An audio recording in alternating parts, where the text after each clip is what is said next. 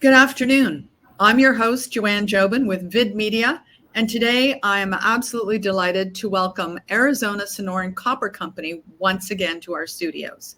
We are here today with CEO George Ogilvie and his team, who will update the audience on the company's progress since we last spoke. This includes the recent announcement on the Pre-Feasibility Study delivering exceptional results for the Cactus Project. Now, before we start, I do want to remind our audience that if you have any questions at all for the company, and I'm sure there will be many today, please place them in the Q&A tab at the top near your chat sections. We will answer as many questions as possible at the end of the presentation. And George, without further ado, the stage is yours. Thank you, Joanne, and thank you for tuning in. Obviously, the results that we're going to discuss today are the culmination of a year's worth of work, excellent work by the project team and also our consultants and QPs. So we're advancing the Cactus Project, which is a long life, low cost capital copper producer in Arizona. Thank you, Alison. So first of all, some high level numbers. We ran the PFS using a flat copper price of $4.25 a pound of copper. As you may know, consensus today is around $4.35. And today, LME spot is around $4.80 and COMEX is sitting just below $5 a pound. So we believe these numbers are built from what we would say are conservative copper price assumptions. We ended up with an NPV8 after tax of $2.3 billion US dollars, an IRR of 22.8% after tax, and a very competitive capital intensity of just under $11,000 a tonne. You'll also notice with the PFS, we've really tried to simplify the plan, and we'll talk more about that. But this is a traditional, conventional heap leach operation with a standard SXEW producing copper cathode. There'll be LME Grade A, 99.9% pure, which can be sold directly to US industry and US manufacturing. As you know, the asset is located in Arizona, a Tier 1 jurisdiction, and we have very strong local support with a strong social license, and we're on private land. We've now already embarked on the definitive bankable feasibility study. Permit applications are currently underway, and we'll talk today a little bit about the project financing, which is already underway some 3 months. Thank you, Alison. So today I'm joined on the call by Bernie Lawyer, our Senior VP of Projects, Nick Nikolakakis, our CFO, Travis Schneider, our VP of Sustainability, our Chief Metallurgist, Steve Dixon, and Chris White, our Manager of Geology. Nick and I will run through the formal part of the presentation, but these individuals will be available to answer any specific technical questions at the end of the presentation with regards to their specific area of expertise. Thank you, Alison. So as you all know, the location of the project is some 45 miles or 75 kilometers south of Phoenix. Phoenix has a population of 4.5 million people in the greater area. We're just off of Interstate 10. The Maricopa-Casa Grande Highway is on our southern border, as is the Union Pacific Southern Rail Line, and we're some 125 kilometers north of Tucson with a population base of 1 million people. Also, we have main transmission lines which run from the Palo Verde nuclear reactor right through the site today. And of course, the city of Casa Grande, which gives us that very strong social license, is only 4 kilometers to the east of the project. Now, we spend some time on all of this infrastructure because we can leverage this, and it's one of the reasons why the capital intensity for this project is so low. The fact that we don't have to build roads, we don't have to put in a rail line, we don't have to bring in power, we won't have to construct a camp. We've got a labor pool right on our doorstep. We know we have access to water in the ground that was used by ASCU some 40 years ago. So this is a huge de-risking event, a situation to be in for this project and this company, because we can benefit from this world-class infrastructure immediately in the area. And I'm sure you're all very well aware that the state of Arizona produces over 70% of the US domestic supply of copper. So some of the high-level economics at $4.25, as well as the NPV and the IRR, we have a 5.3-year payback. The initial capital, including contingency, has gone up to $977 million. So let me describe there a few areas as to why it's increased. In this plan, as we will show you later, we've moved the starting position or the centroid of the open pit more to the north, which increases the pre-strip. We did that purposely so we could get into higher grade materials sooner, which brings forward revenue and therefore a lot more free cash flow in the mine's earlier years. Thus, the net impact is actually positive to the NPV and the IRR. In the PEA, we had an MOU with a mining company, which we won't disclose who that is, but we had an MOU to acquire a second-hand crushing and conveying plant at a very competitive price. Unfortunately, that has fallen through. So within the pre-feasibility study, we've had to go out and get quotes for new equipment, which effectively added about $100 million to the upfront capital versus the PEA. Despite what the media is saying with tariffs in the United States, we are seeing inflationary pressures on the property, plant, and equipment, which has also driven up that upfront capital. But in saying that, the number is still below $1 billion US. And from a capital intensity perspective, it's still very, very competitive. Despite shortening the mine life to 22 years, we still generate in excess of $7 billion US in free cash flow after tax on this project. The main changes were that from year 21 to 31 within the PEA, we had primary sulfide using conventional leaching at a very low extraction rate of 25%. That seemed to complicate the story. So we've decided for the PFS that we will remove the primary sulfide beyond year 21 to simplify the story.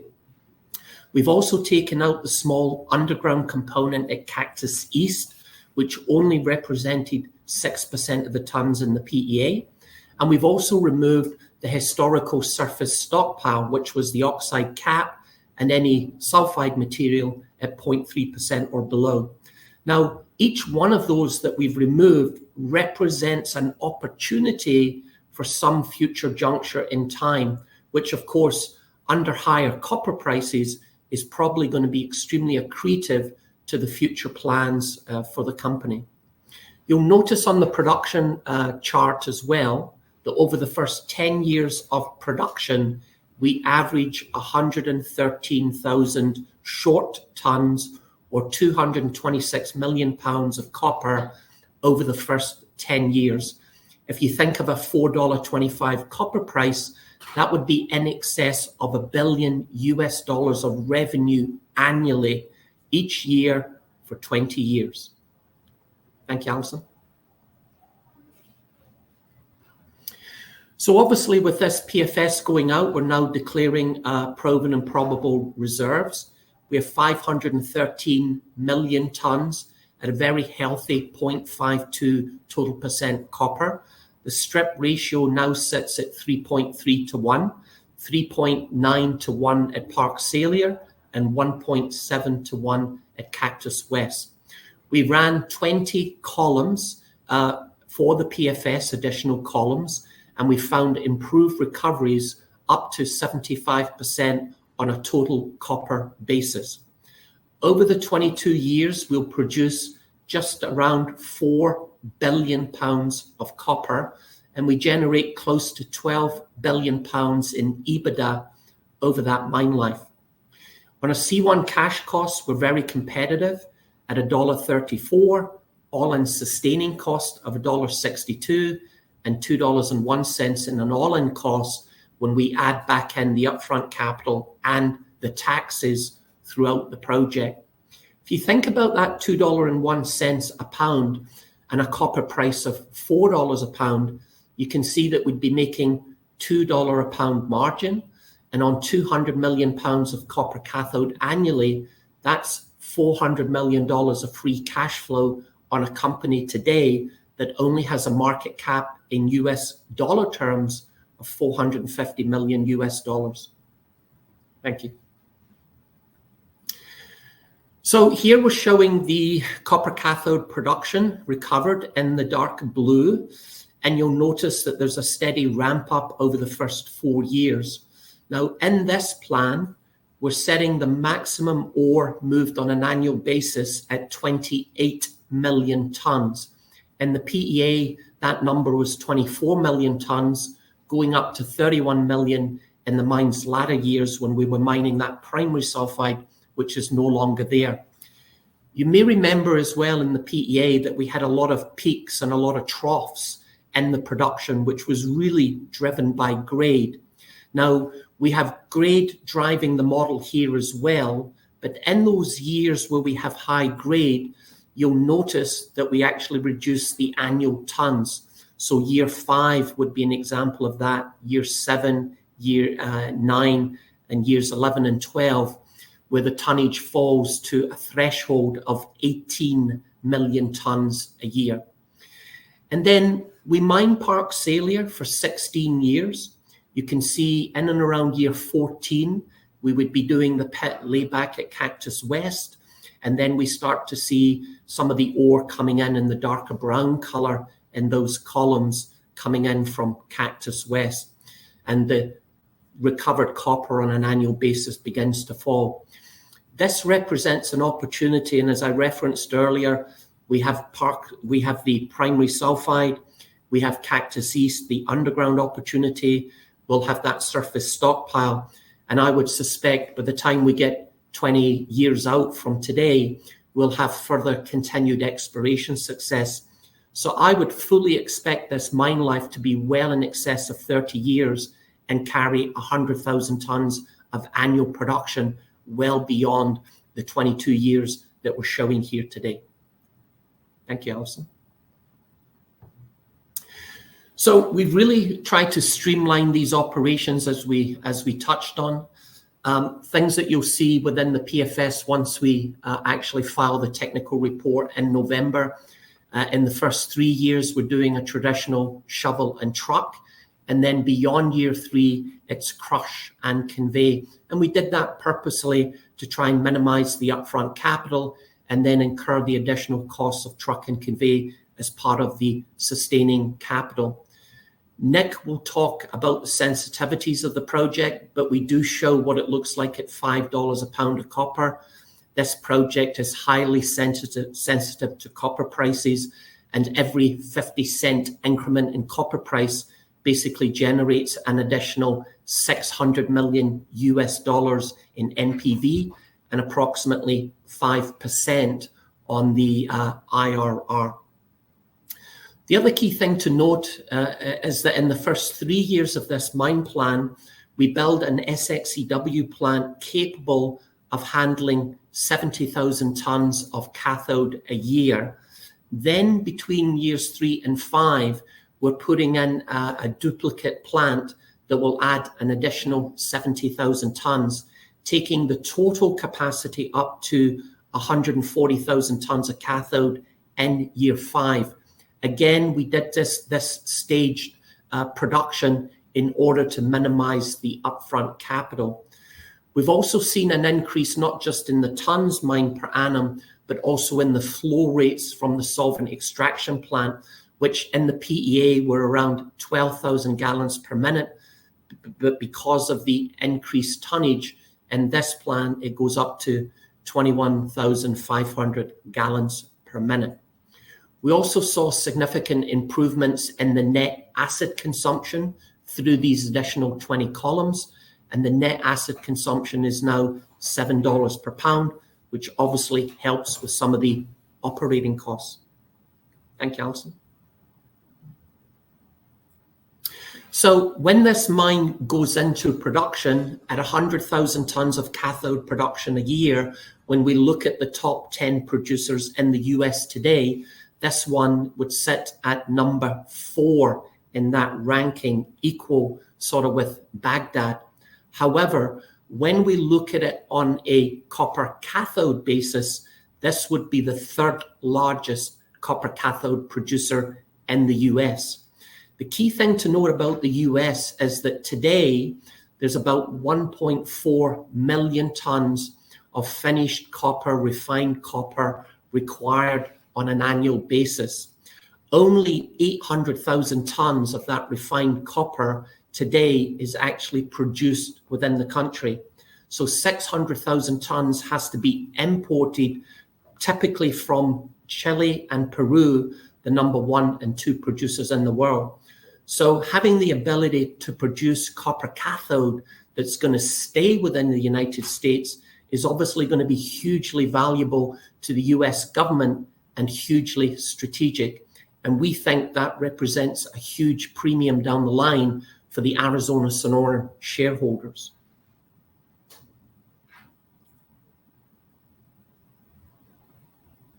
Next slide. And now I'll hand over to Nick. Thank you, George. The result of our revised mine plan is a high-margin copper project that generates significant cash flows very early on in the mine life. In the first 14 years of the mine life, this asset will average $637 million of annual cash flow. Over its life, it'll generate $16.9 billion of revenue, generate $840 million of average annual revenue, and as George had mentioned previously, it generates $7.2 billion of after-tax cash flows. As you'll see from the chart, a lot of those cash flows are early on in the mine life, which has been the biggest driver of value, and of equal importance, it has generated enough cash early on in the mine life where we deem this to be a debt financeable asset. Next slide, please. In terms of our free cash flows, you'll see that in that very first chart, we demonstrate the cash flow generation from years 3 to 10. We generate $4.4 billion at $4.25. You'll notice in some of our economics, we ran that at $5. The reason for that is the 5-day weighted average COMEX copper price was $5.02, and we wanted to give the market a glimpse of what the economics looked like at spot pricing. In that same period of years 3 to 10, this asset will generate $5.5 billion of cash. If I draw your attention to the lower right graph, you'll see, as George had pointed out, that not only does the asset generate decent cash, but it does so at exceptionally good margins. Next slide, please. This is a slide to give you a sense of the revenue generation and the cost structure. You'll see in the table, we generate about $16.9 billion of revenue. Our total production cost is $5.1 billion, which generates an EBITDA life of mine of $11.8 billion. We're projecting the total capital to be $2.3 billion for pre-tax cash flow of $9.5 billion and the after-tax cash flows of $7.1 billion. The chart on the upper right-hand side gives you a sense of the mining cost breakdown. Not surprisingly, it's driven by hauling, drilling, and blasting. And over to the bottom right, you'll see the breakdown of the process plant breakdown. And you'll see that electric power and labor account for 56% of our overall cost, which is as expected. Next slide, please. So give you a quicker look to see what that production profile does for us. As you can see, we crest the 100,000 short tons in year 3. And as we had previously mentioned, we're going to be averaging 226 million pounds of metal, or 113,000 short tons over the first 10 years. And in fact, we're pleased to report that that number is very consistent over the first 15 years at 127 million pounds of copper, or just shy of 114,000 short tons of metal. And this is the production profile that we worked diligently on, and what George was referring to earlier. What this means for us, of course, is cash generation early on and value creation, which is what really drove our net present value. Next slide, please. In terms of a bit of a breakdown of our operating costs, you'll see the total production costs, or the C1 costs, of $10.42 per ton processed, or $1.34 per pound of copper. Our all-in sustaining cost was $12.62 per ton processed and $1.62 per pound, and our all-in costs were $15.65 per ton processed, or just over $2 a pound of copper. It lands us squarely in the second quartile of our peer group, and as George previously mentioned, really is the generator of cash and margin for the asset. Next slide, please. It's a lot of information here, but we just wanted to give folks a sense of our capital program.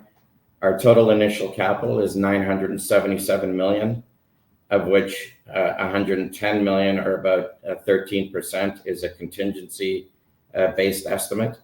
The direct cost, the mine costs, are at $224 million. The SXEW plant is the biggest driver of our capital at $336 million, and our infrastructure programs account for $123 million of the initial capital. We also have sustaining capital, again driven by the mine processing costs, so the mine costs and the processing costs, and primarily driven by the fact that we're going to be increasing our capacity from 70,000 tons to 140,000 tons of metal starting in years 3.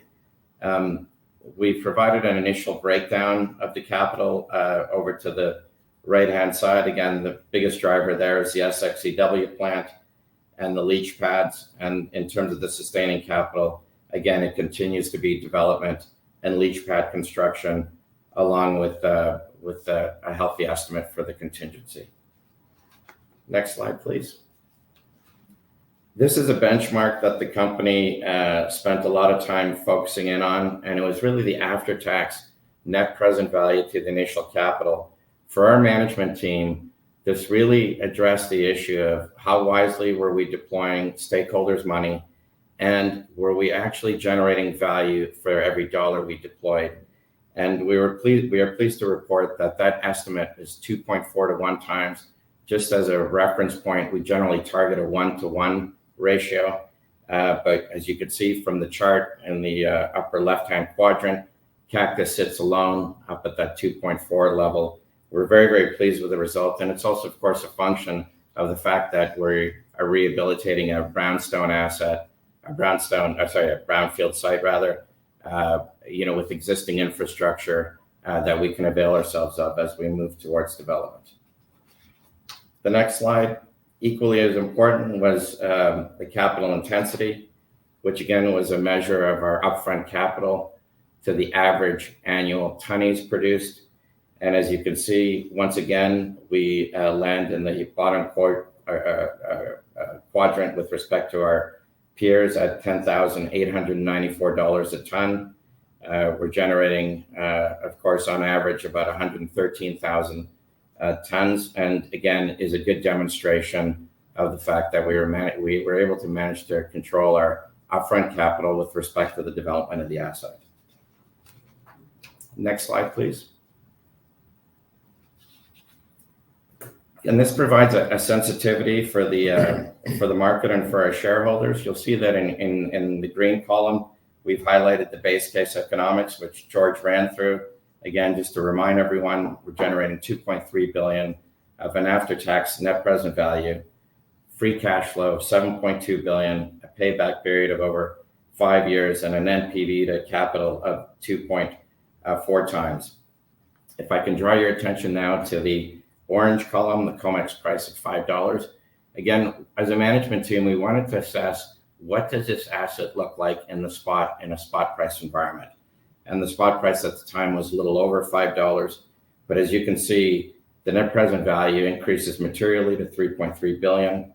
Our IRR is just shy of 29%. We generate free cash of $9.5 billion, and our NPV to capital deployed increases to 3.4 times. And this is the message we wanted to send to the market. If the pundits are right and the copper price increases materially, this asset will do extremely well. But we wanted to stress the point that this asset does extremely well in a spot price environment. Now, looking at the downside as well, at 375, because we've managed to control our capital cost and our upfront capital cost, you can see that we still generate very healthy economics in a low copper price environment. And this asset will survive a low copper price environment. Although, of course, we, like the market, anticipate the copper price to increase materially in the years ahead. In terms of the financing. Thank you, Nick. So here we're looking at a general plan arrangement with 7,500 acres of land that we currently control. And of course, remember, it's all privately land. You may remember several months ago, we announced that we were acquiring an additional 2,100 acres of private land, predominantly to the west of the project at that juncture in time.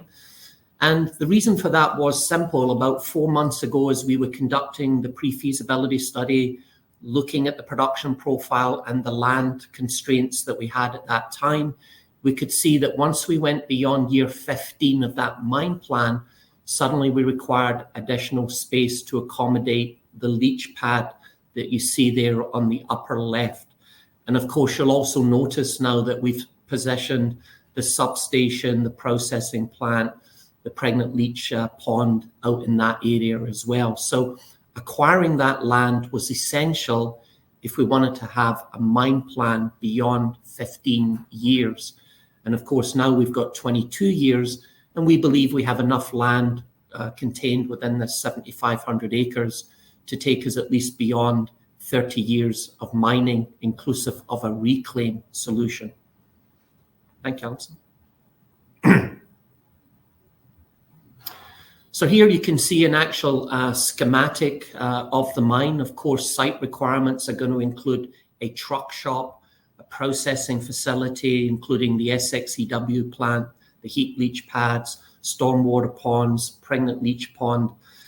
We have power supply coming into the mine. However, we're going to have to move those transmission lines and the current substation, which is undersized. So there's 2 additional new substations required, given the megawatts of power that we're going to be using here on an annual basis. The current power that we use, we see power costs of around 6 cents a kilowatt hour. The number that we've been quoted within the PFS is slightly higher than that because of the additional load that we'll actually be taking. Thank you, Alison.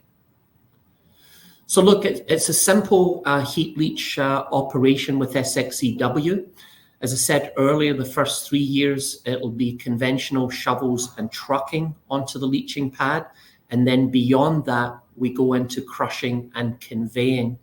The material is crushed to 3/4 inch minus, passing 80%. It then goes through agglomeration drums. From there, it goes on to the leaching pad via conveyor. We plan on stacking the material to 30 feet in vertical height, which is the size of the columns that we actually used over the course of this PFS. And then we have a 180-day leaching cycle, which we see over 3 years. So the way we've constructed our financial and economic model is that in the first year of leaching, we recover 60% of the copper, so therefore 60% of the revenue. In year 2, that's 35%. And then in year 3, we recover the residual 5% from the plant. And as we said earlier, we're producing grade A LME copper cathode here that can be put on trucks or eventually rail cars and taken anywhere within the United States or within North America. Thank you, Alison. So with this PFS, we are declaring reserves. You'll see here that in totality, we have 513 million tons 448 million tonnes of that is in the probable category, and 65 million tonnes is sitting in the proven category. Notice how in the proven category we've got 0.79 total copper relating to 0.64% T-sol, and in the probable it's 0.48 total copper and 0.39 on a total soluble basis. We get asked lots of questions about, further exploration here. As you know, we've stopped exploration about a year ago because we were getting no value from the market with respect to the additional pounds of metal that we were finding in the ground. Once we get into construction and development and we've, raised the project financing, I see a real opportunity here for going back to exploration drilling, and we fully expect to increase the reserve and resources well beyond the numbers that we're presenting here today, which is great news for the shareholders of the company. Thank you, Alison. So now we have a cross section just showing Parks Salyer, the open pit and the mining sequence, and where there are 7 phases of mining which go from 0 through to 6. And as we referenced earlier, we've moved the open pit from number 6 over to where you see that 0, which is where we will first start mining. And the reason for that is if you look at the legend and the color coding, once we start getting into some of the orange and the red, you can see that the grades go above 0.5% and up to 0.75% copper. And once we get into the sort of magenta and the purple colors, our grades are in excess of 1% copper. So by starting the open pit at 0, and then eventually in year 2 and 3 moving into position 1, we start to see an increase in the grade. And that's where we bring forward the higher revenues and the better cash flows.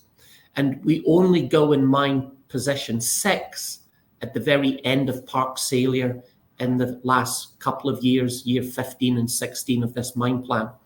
It would be fair to say that Parks Salyer really is driving the economics of this project with 375 million tonnes at 0.51 total soluble copper, giving us 3.8 billion pounds of copper in the ground as part of that mine plan. And then if we go to the next slide, which is going to show us the same at Cactus West, in the PEA, there were 4 phases of mining at Cactus West. We've taken out phase 3 and 4, which essentially is really all the primary sulfide.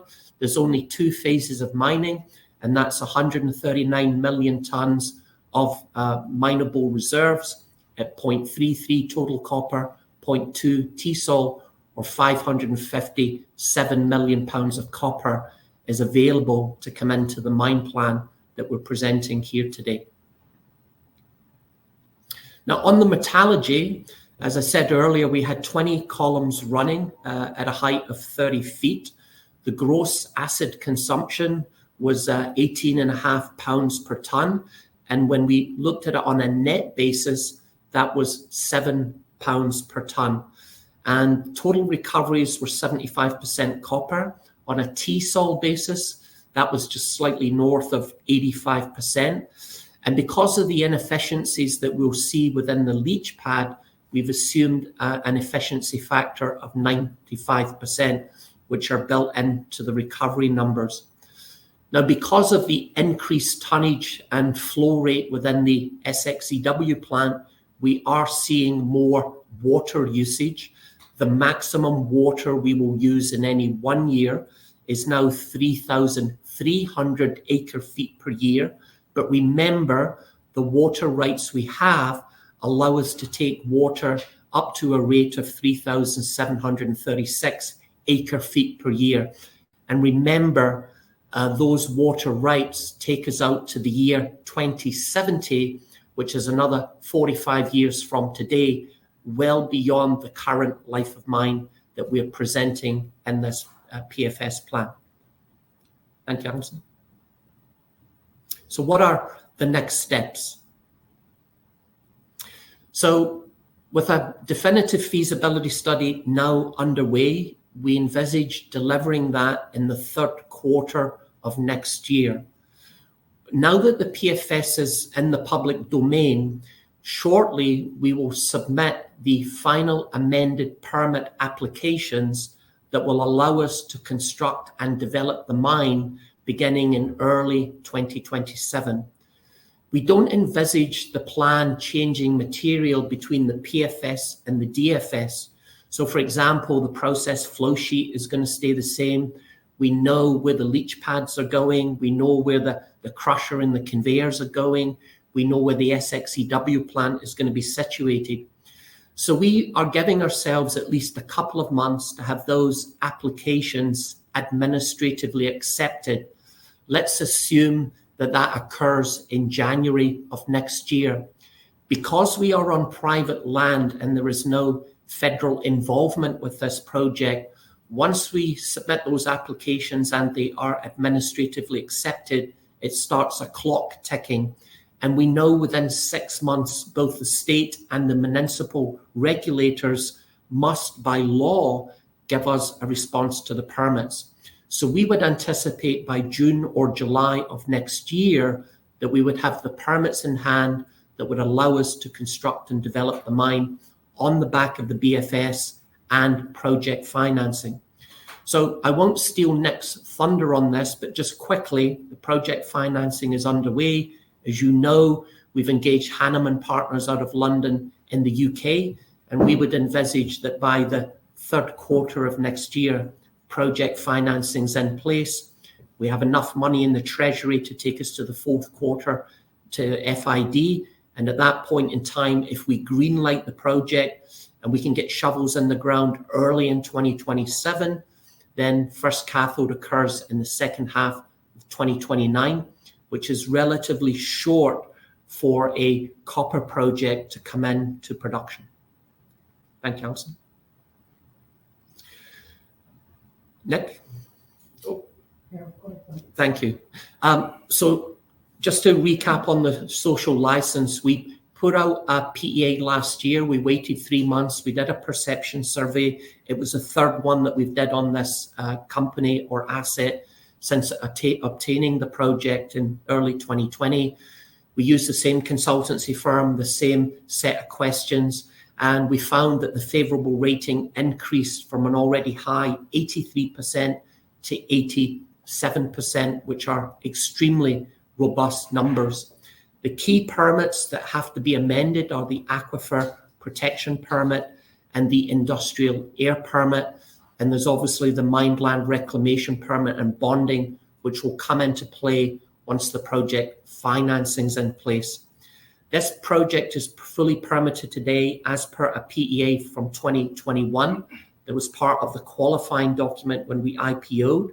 But remember, that was only an 18-year mine life and 28,000 tons of cathode. It was only the historical stockpile and the layback of Cactus West.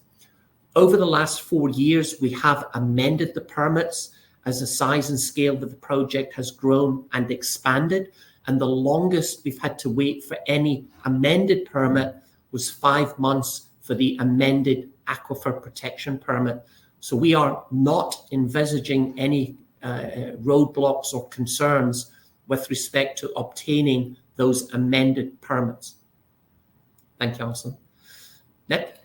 Thanks, George. As George had mentioned, we've engaged Hanneman Partners, which is a group based out of the UK that has extensive mining project finance experience. And we're certainly pleased to be working with this group as we advance our financing activities. In July, our senior management team met with 15 financial groups consisting of a mix of commercial banks, export credit agencies, offtake providers, and other traditional project finance institutions. And each and every one of them had expressed an interest in participating in the financing. We have good relationships with some of those groups. We're excited to be working with those groups and in terms of advancing the project. In terms of the economics and what drives our process, as I mentioned earlier, we have an industry-leading NPV to CapEx at 2.4%. The cash flows are very robust at 3.8 billion in years 1 to 10. And that number actually increases to closer to 6 billion if you add another 4 years. We have an average annual free cash flow of 582 million, and we have a long life asset. In short, the reason why we believe that this asset is financeable and why we're excited about moving forward with it is it's a long life asset.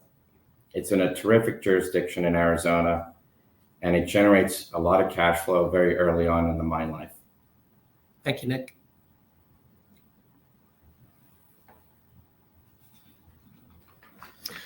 So look, future opportunities. We know ASCU drilled in other areas of this site and hit mineralization. We deliberately stopped the exploration over a year ago now because we were getting no value for the market.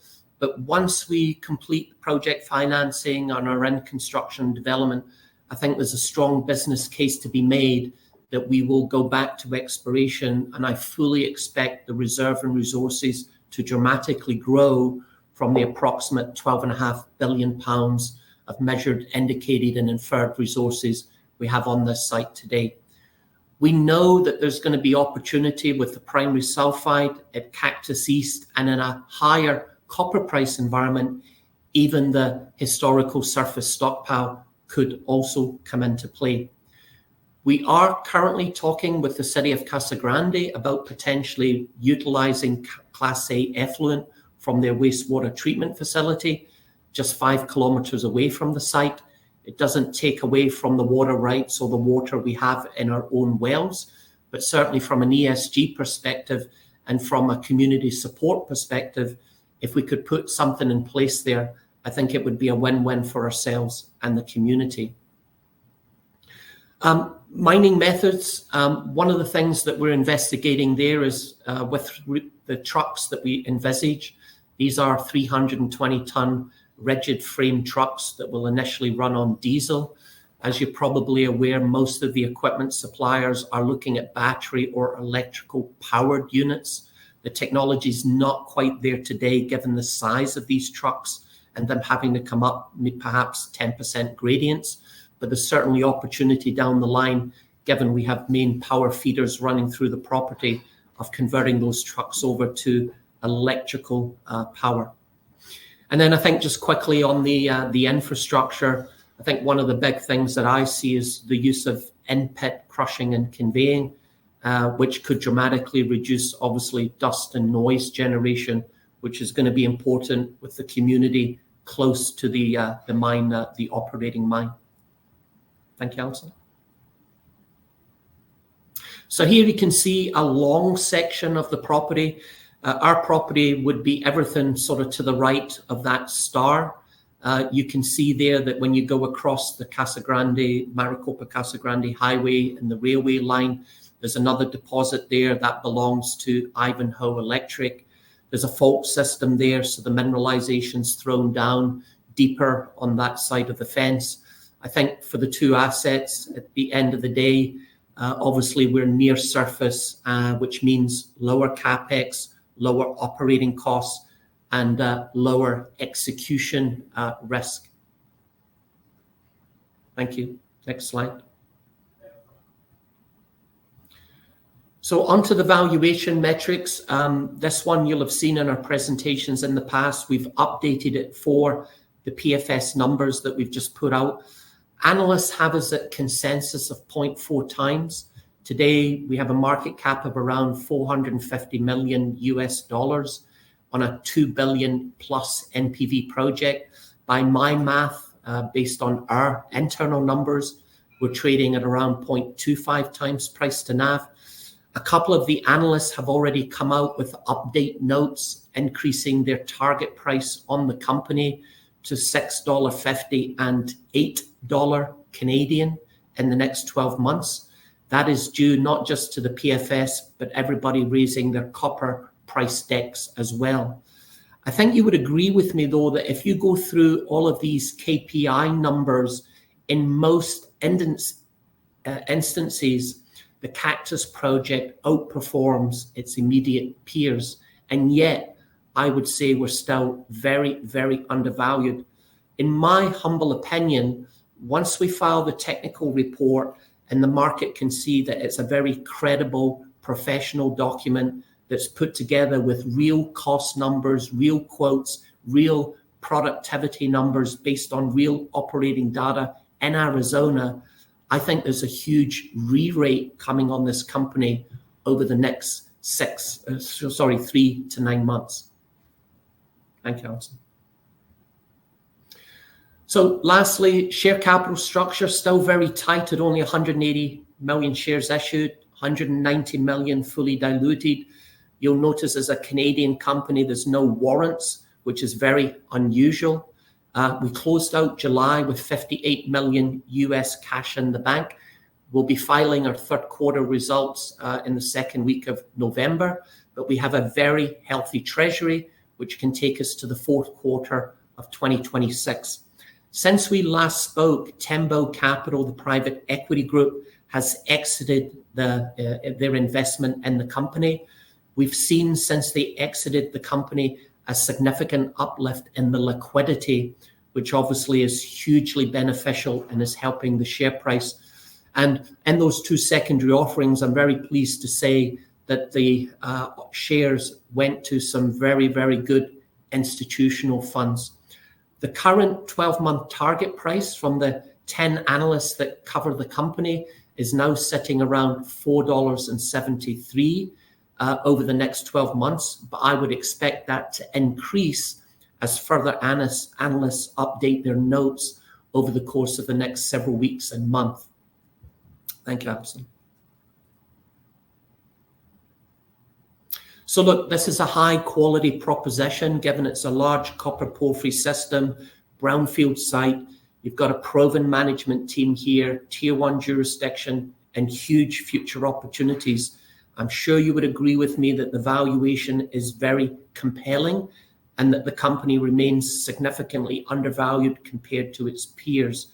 100,000 tons of cathode production over the first 10 years and beyond is very compelling at a very attractive low capital intensity in the heartland of the Arizona Copper Belt on private land with access to water and significant permits in place. It's open pit mining. It doesn't get easier than that with low execution risk, permits significantly in place, and a strong social license from the local community. So we'll stop there, and I believe we still have approximately 15 minutes. So let's open up the phones and begin to take some questions from people online, Joanne.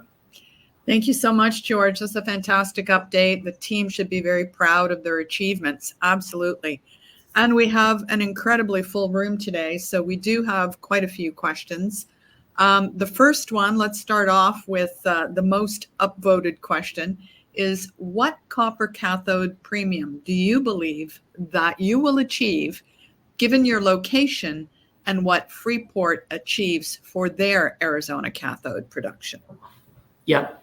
Well, look, the beauty of this project at this juncture in time is that we have not awarded any offtake agreement.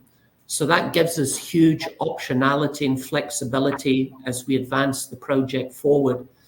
As many of you are probably aware, some other groups that have come out recently have showed copper cathode premiums within their economics.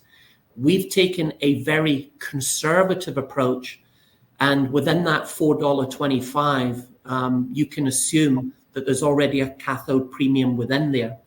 So when this goes to production, if we were actually able to see $5 a pound of copper, we would be able to sell our product into the COMEX market. And as we touched on earlier, as you can see from this slide, every 50-cent increment essentially gives us up to $600 million of additional NPV and a 5% IRR. So we're in a hugely fortunate situation. And I believe as we go forward, based on the supply and demand fundamentals, particularly the supply constraints that we're likely going to continue to see, that the copper price is going to go much, much higher. And therefore, the economics are going to be even more compelling in a couple of years' time compared to what we see today. Thank you, George. Next question. What is the plan for the primary sulfides mined while targeting oxides and enriched material? Is it going to be stockpiled for later treatment or treated using conventional leaching or the new tonne technology? So look, in this plan that we have today, there's 50 million tons of primary sulfide material which has to be physically mined in order to gain access to the oxide and the transitionary material. So if we're bringing that to surface, we're putting it on the leach pad, but only at a 25% extraction recovery, which is extremely conservative. The rest of the primary sulfide is readily available beyond year 15, beyond year 20 for either flotation, or if the Newton technology can prove itself over the next 6 to 12 months, then there's an opportunity to further develop that partnership and relationship with Rio Tinto and Newton. Thank you, George. Next question is very interesting, particularly given the recent money coming in from the Trump administration. What U.S. government financing, grant, or loan options do you think you can benefit from to add to your capital stack and reduce your cost of capital? Well, look, we've been speaking to the Department of Energy, Department of Defense, US EXIM. We've been to Washington, D.C. on quite a few occasions. And we believe that over time, we could be able to avail ourselves of federal monies. So we are pursuing that as one option within the overall project financing, which Nick will likely touch on shortly. So it remains an option to us at this juncture in time. We're not ruling it out, and we're working on it. Thank you, George. Next question. Why was the decision made not to mine the historical surface stockpile? Well, look, it's a great question, and it all really relates to land. As you can see, land in this area has been increasing in value, and therefore it's a critical resource. It was very important for us to put our best margin material on the ground early on to improve or have very robust economics. So despite the surface stockpile being there and somebody else already drilling and blasting and hauling it to surface and having those sunk costs, it doesn't create a lot of margin for us at a $4.25 copper price. That's why we have to go after the higher grade material at Parks Failure. Now, if we end up going into construction and development, and as we're starting to bring this into production, if we were to see $5.50, $6, $6.50 a pound of copper, and the margin on that material increase substantially, we could move very quickly and put that on the leach pad and expect to see better margins. But the reason why we're not going after it at this juncture in time is really due to land and putting our best margin material on the ground. Excellent. Okay, here's another question, somewhat along the same vein.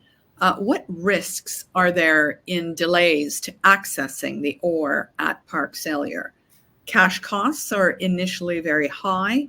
What sensitivity do the cash costs have to delays or poor ground conditions during pit development? Well, it's a great question, and I've been answering them all. So I think I'm going to pass this over to Bernie Lawyer, my Senior VP of Projects, and maybe Nick can help him on the back end with respect to the sensitivities of the various costs. So Bernie, over to you.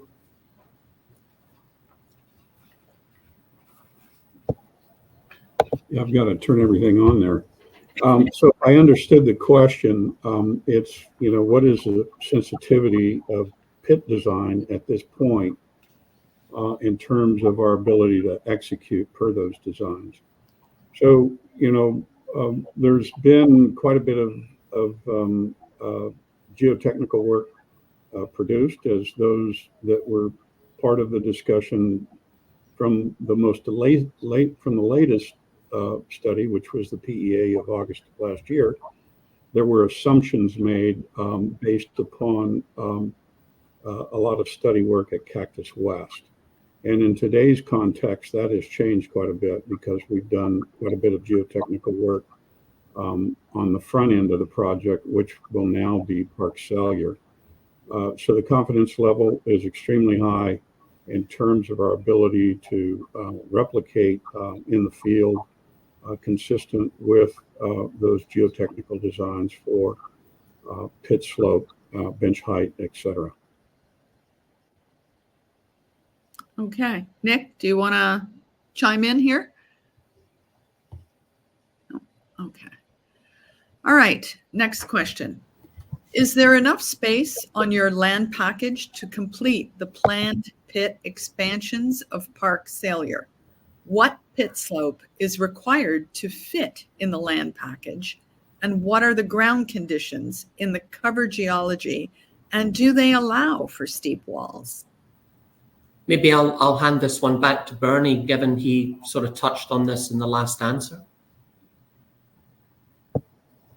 Yeah, again, I think the backdrop to that question is Park Cellular, and yes, it all fits onto our property. And there is some argument that we could go actually steeper in some respects than what's been now technically represented in this forthcoming report, and that will be scrutinized with some additional geotechnical work for the DFS. But at the moment, Bernie, we're using a conservative, I think it's 40-degree sort of slope angle for the design of the pit. Degree.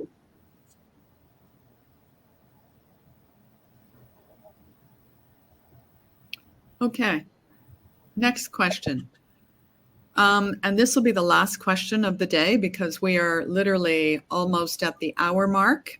Allison will be pleased to answer any questions that were not answered that were published today. So the last question of today is, how much of your initial capital expenditure is hard quoted?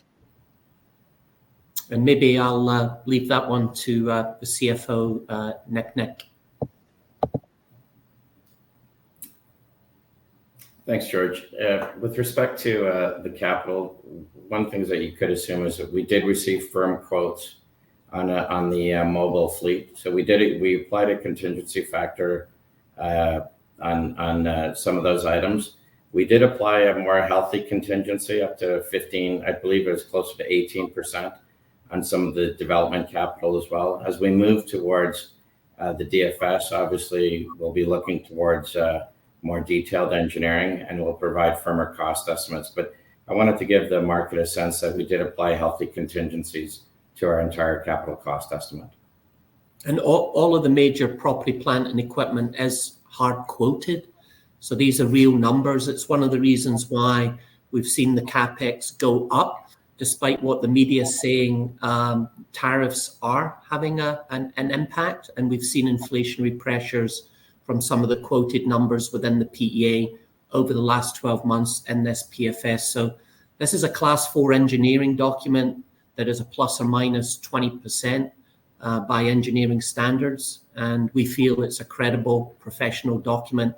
We're looking forward to getting it out on CDAR Plus in the month of November for giving everybody the opportunity to review it. Thank you, George.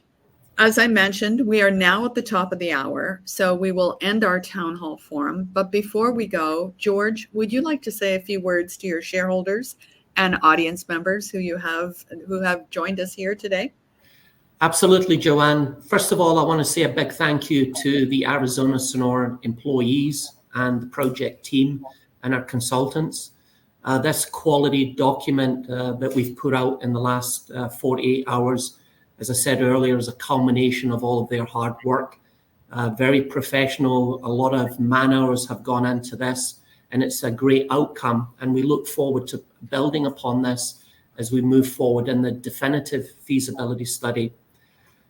For wanting of sounding like a broken record, I seem to remember when I was on this town hall last time, I was stating that the share price was very undervalued. The company was very undervalued. Obviously, year to date, we've seen 130% appreciation in the share price, and we believe that that is merely a catch-up trade. Now that we've put out the PFS and the first 20 years of this mine plan essentially mirror or better the PEA, and remember now we're dealing with mineable reserves, which we can classify as ore, given that they are economically viable.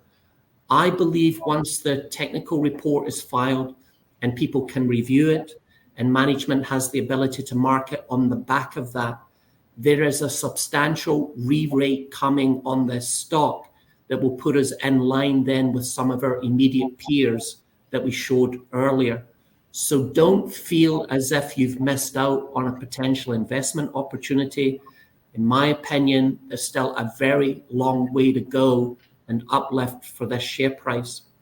We are in the right commodity, in the right area code, with world-class infrastructure, low capital intensity, access to a labor pool, access to water, and on private land, which gives us defined timelines to first production.